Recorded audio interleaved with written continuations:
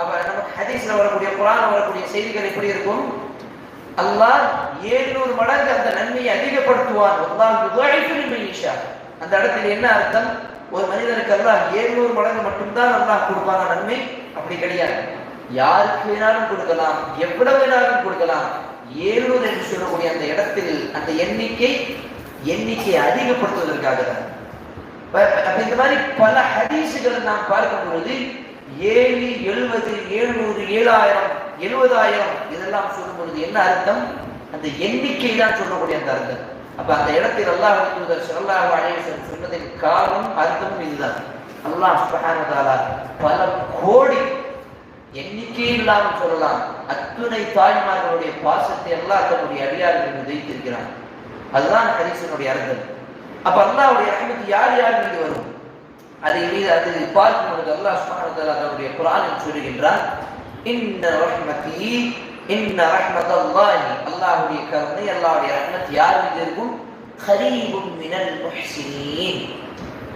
நம்ம அந்த முஹ்ஸினுடைய அந்த சிஃபத்துகளை அந்த பட்டியலை நாங்கள் பார்ப்போம். வெறுமனையாக வாயால ஒரு மனிதன் நம்பிக்கை வைத்தால், அல்லாஹ்வின் மீது சாட்சி சொன்னால் அவன் முஸ்லிம். உள்ளத்தால் அவனுடைய 5 தூண்கள் 6 தூண்கள் மீது ஈமான் வைத்தால் அவன் முஃமின். அவனுடைய நடைமுறையில் அவனுடைய உள்ளத்திலும் நம்பிக்கை அதிகமாக இருந்தால் அவன் முஃமின்.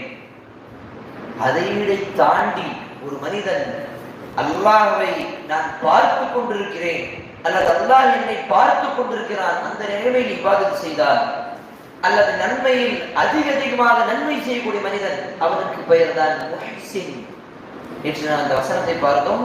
அல்லாஹ் சொல்லுகின்றான், வல்லாஹு யுஹிப்புல் முஹ்ஸினீன். அல்லாஹ் அந்த முஹ்ஸின்களை நேசிக்கின்றான். இன்னைக்கு அந்த அதே முஹ்ஸினை அல்லாஹ் என்ன சொல்லுகின்றான்? இன்ன ரஹ்மத்தல்லாஹி கரீபும் மினல் முஹ்ஸினீன். அல்லாஹ்வுடைய ரஹ்மத், அல்லாஹ்வுடைய கருணை அந்த நல்லவர்கள் மீது இருந்து கொண்டே இருக்கும். யார் நல்லவர்களாக இருக்கிறார்களோ, அல்லாஹ்வுடைய பேச்சை கேட்டு நடத்த இந்த உலகத்தில் வாழக்கூடிய ஒரு நல்ல முஸ்லிமாக இருக்கிறார்களோ, அவர்கள் மீது அல்லாஹ்வுடைய ரஹ்மத் எப்போதும் இருக்கும்.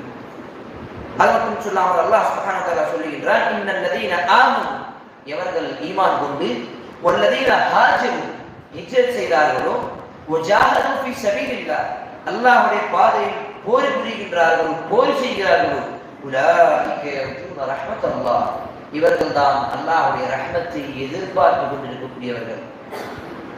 இன்னைக்கு நம்ம பலஸ்தீன் முஸ்லிம்களுடைய நிலைமை பார்க்கும் பொழுது இந்த வசனத்துக்கு அப்படியே ஒப்புட்டாக இருக்கிறது. அவர்கள் ஈமான் வைத்து ஹிஜ்ரத்